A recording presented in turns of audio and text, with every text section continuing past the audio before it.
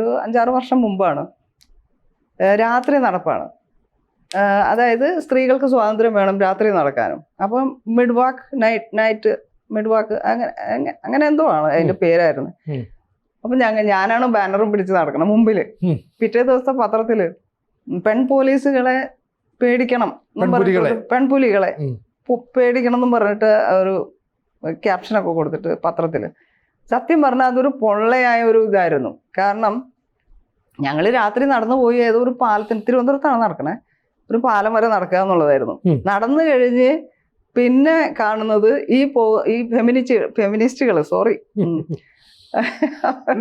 അവര് പറയാണ്, ഭർത്താവിനെ ഫോൺ ചെയ്ത് വിളിക്കുകയാണ്, വാ എന്നെ കൊണ്ടുപോകാനായിട്ട്. അപ്പൊ അവര് ഓരോരുത്തർ പോകുമ്പം ബാക്കിയുള്ള ഈ സ്ത്രീ ശാക്തീകരണക്കാര്, അയ്യോ ഇനി നമ്മളെങ്ങനെ പോകും, അപ്പൊ പിന്നെ എന്തിനാ ഇതിന് പോയത്?